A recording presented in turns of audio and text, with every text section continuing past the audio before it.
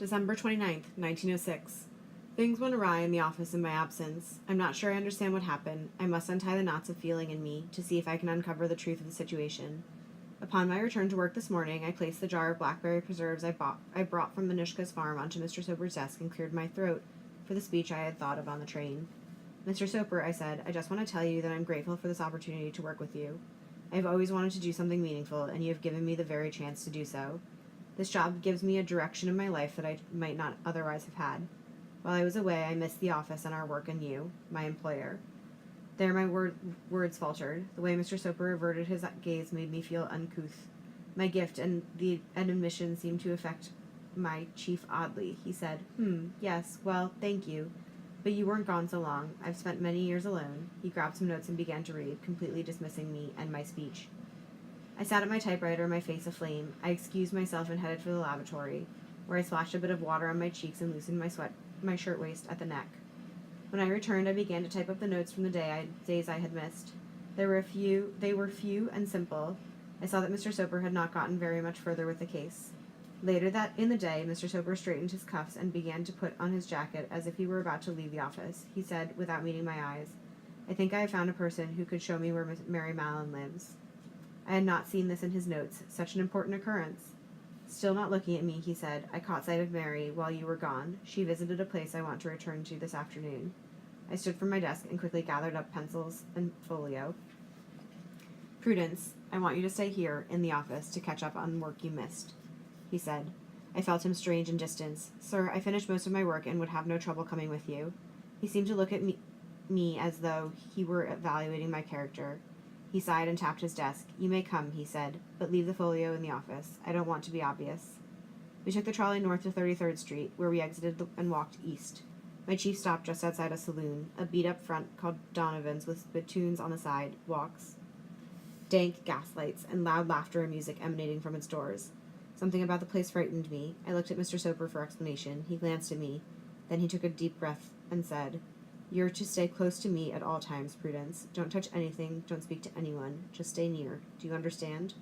I swallowed the grip of fear in my throat, and we went in. The stink of coal hit me, and the smell of food, sausage, pickle, sauerkraut, stew. On top of it all, the odor of bodies nearly made me choke. Every table was filled, a lunch crowd of gamblers and streetwalkers shoveling kraut and links from hot bins into their plates, swigging from steins of brew. The clamor bewildered me. I recognized faces, cigar-smoking Officer O'Malley for one, and Mr. Jackson, the smythe drunkards both. The rest looked stale and ravenous, hedonist, with garnished mouths and careless ways, a group as bad as those who hang out at the poor man's retreat. Old 5 Points gang members now gone decrepit. With their ill-gotten money, they're worse than any of our neighborhood bums. I wish I had not agreed to go, but I wanted to find out our purpose.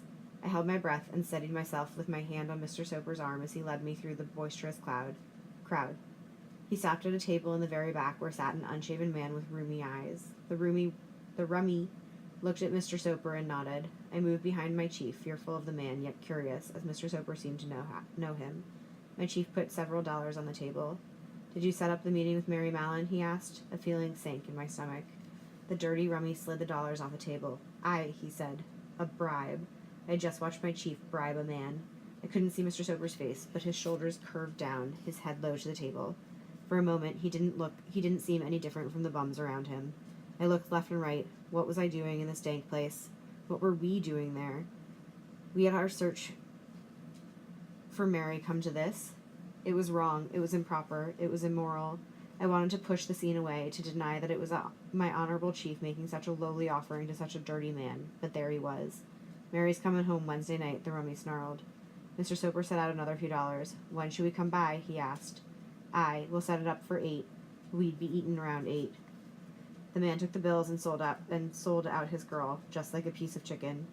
I followed Mr. Soper out of that saloon, all the way back to our office, and I could think of nothing to say. He did not offer an explanation. He did not even look at me.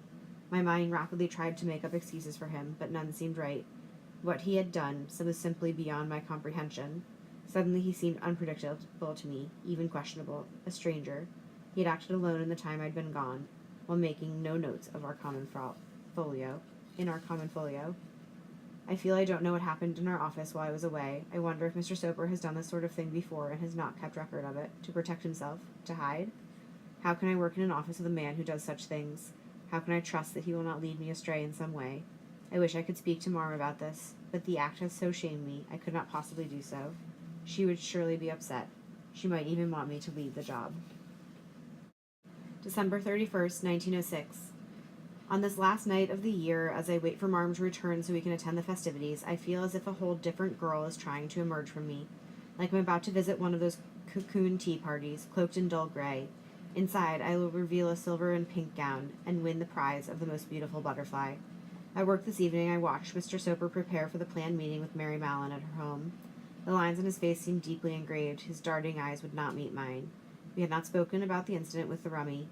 I knew I could go with him, that Marm would not be waiting for me, but I expected he didn't want me to accompany him to Mary's home.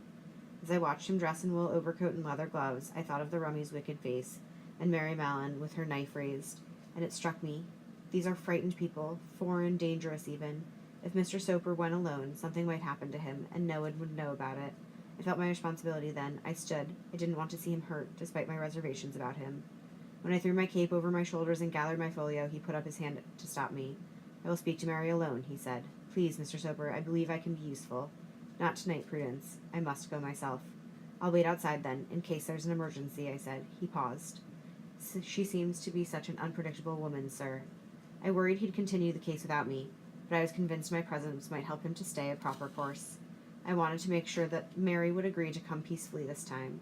I didn't like the misgivings I held toward my chief, but I wanted things to go well, for us to get some long-awaited answers. He put on his bowler without further discussion, and I followed him out the door. We made our way to the dark address the rummy had given us. Neither his name nor Mary's were on the downstairs door of this ratty place, an uneven floored tenement, worse than anything on our street. 4 stories of dirty tiles, print-smeared walls, halls barely lit. We went upstairs and pounded on 4D, as the rummy said, but only a dog answered with a yip and howl. Mr. Soper banged and rapped, raising a ruckus of furious barking, and finally the neighbor's door cracked open and a voice snarled, "Hang it up, they ain't home. They gone till Monday," and the door snapped shut. We both stared at it. I couldn't help but wonder at the inch of relief I felt. "It's a circus," Mr. Soper exclaimed. "This is the worst kind of human circus. I simply cannot believe our luck with this woman." On the trolley downtown, he ground his fist into his bowler and muttered about making unsuccessful contracts with unquestionable people. I could feel his anger like hot rays emanating from him. He bent the rim of his hat between his gloved hands. I glanced over and saw the muscles in his jaw twitching furiously. He sighed heavily through his nose.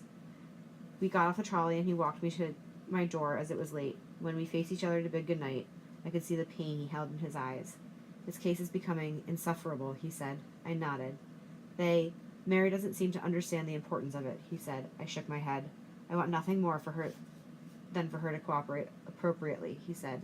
I said, "Mr. Soper, I know that I've not worked for you for very long, but I do believe that Mary Mallon is the most impossible person, and that it was very decent of you to try and give her a chance to come in for testing on her own. I know that you will find her, and that your theory will be proven." As I spoke, the anger dropped from his eyes. He gave me a most surprising look, one that penetrated through me, through my very cells, almost. It turned something in me, like a key. "Prudence, your enthusiasm is perfectly contagious," he said. "Continue with the good work." Before I could reply, he walked quickly to the corner into the night. I came inside, though I had no appetite for the meal Marm left me. I sit at the table with this new sense, this feeling. I think of the timbre of his voice, the gentle way he said my name. I cannot tell what this burning in my chest is. It is sudden and unexpected, like an Indian summer day. And it contains ribbons of all colors, a rainbow fluttering up through me, shining out of my mouth and eyes, and around my head like a halo. I am emerging, I'm afraid, like a butterfly, a shimmery, bright thing coming into being. January 1st, 1907. A new year. Marm and I went to the festivities at Herald Square last night to celebrate. I stayed long enough to eat a fried pike and crack 2 fireworks, and to watch Marm's friend Mr. Silver give her a slim shell bracelet. Despite my hesitation, there is something about Mr. Silver's round features that makes me and Marm smile whenever we look at him. I feel myself warming to him, his presence in our lives, thawing our hearts. The streets were crowded with folks dancing and laughing, drinking and singing, their hats falling off, their cheeks red. I polkaed with some some with Uncle David, which made me feel lonely. That and watching all of the lovers kiss at midnight. Marm and I went home shortly after and listened to the fireworks until sleep overtook us. I will be 17 this year. I think of my resolutions to read more books and study more of the sciences on my own. But how? Anushka's father had a treasury of books, those he retained from his store across the street. New science books are far too expensive to buy, and the library contains only musty copies of old textbooks and several difficult to medical journals that I've attempted to read in the past, only to feel like I was studying Latin. If it weren't for the illuminating figures, I would understand nothing. Anushka suggested I ask that science fellow to help tutor me, but I'm not sure I wish to have such close relations with him. When by chance I see him in the hallways, he stops me with his eyes and winks. I wait for him to say something, an intelligent scrap that might interest me, but he sees me only as female and can't talk to me in any other way. It seems very tiring. If only he worked as hard on his mind as he does on his polished appearance. Anyhow, I know that eventually Mr. Soper can teach me all I need to know.